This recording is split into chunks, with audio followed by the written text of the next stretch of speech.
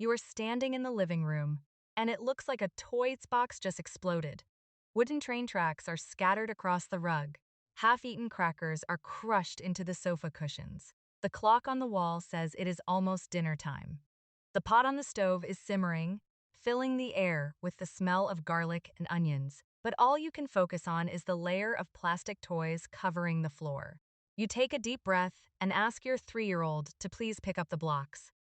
The response is an immediate, high-pitched refusal followed by them running in the opposite direction. You might feel your chest tighten in that exact moment. You might think they are testing your limits. You might even worry that you are raising a child who will never learn responsibility or care about their surroundings. But what if I told you that this moment has absolutely nothing to do with defiance? When we look at certain parenting practices across the globe, particularly an approach often observed in Japanese households, we notice a fascinating difference in how chores are introduced. It is not about strict discipline. It is not about charts with shiny gold stars or the threat of taking away toys. It is about a quiet, steady rhythm of belonging. Let us explore why a child saying no to cleaning up is actually a sign of neurological overload, and how a slight shift in our physical presence can change everything.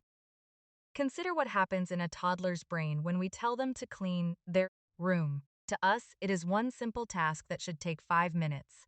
To their immature prefrontal cortex, it is an overwhelming mountain of micro-decisions. Where does the red car go? What about the puzzle piece that belongs is in another box entirely? They simply do not have the executive function to break a massive visual landscape of clutter into step-by-step actions yet. So they freeze, or they run away, or they scream and drop to the floor. We often label this as stubbornness. We think they are trying to manipulate us into doing the work for them because they are lazy. But the reality is much softer and requires much more grace. They are standing at the bottom of a mountain, looking up, completely paralyzed by the sheer volume of sensory information. We rely so heavily on our words when things get chaotic. We explain why the room needs to be clean. We negotiate. We count to 3 with a rising tone of voice. We bargain with promises of a little extra screen time. And as our voice gets louder and our movements get more frantic, their resistance only gets stronger.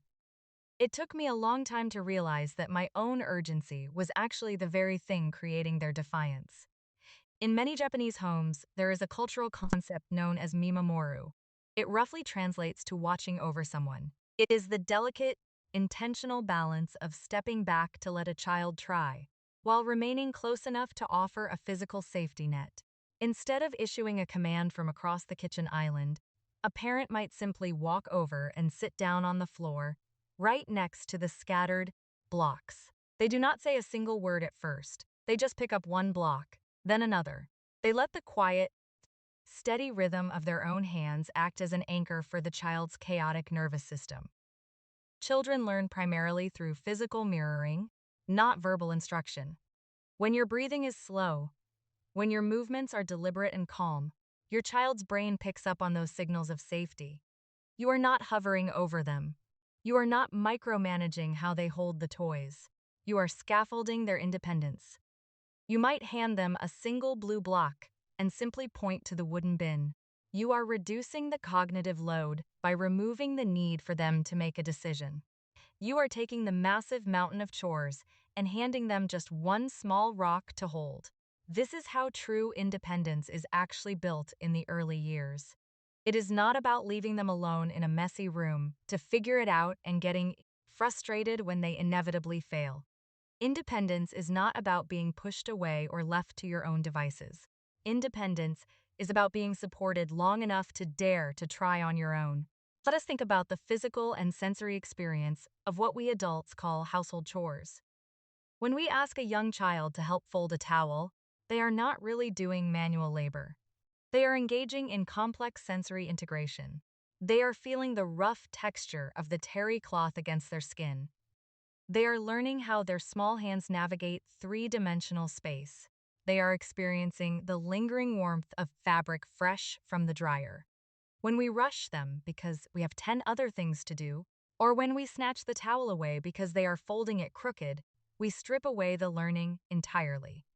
We unknowingly tell them that the final, perfect result is more important than their earnest effort. And that is exactly when the resistance begins to take root in their minds. When we shift our perspective, we stop seeing chores as a cold transaction. We start seeing them as an invitation to belong.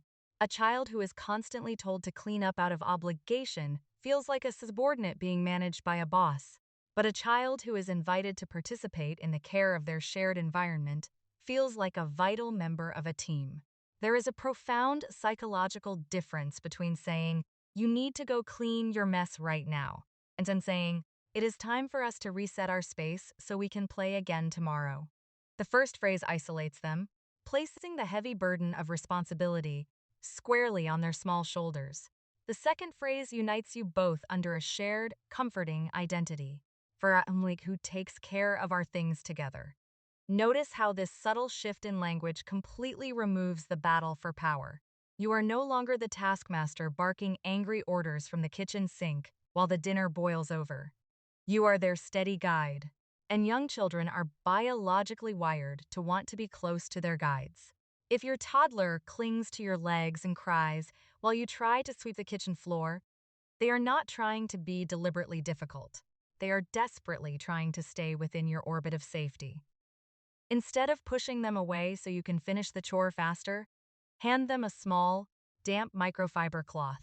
Let them kneel down and wipe the lower baseboards while you sweep the center of the room. Yes, the sweeping will take twice as long.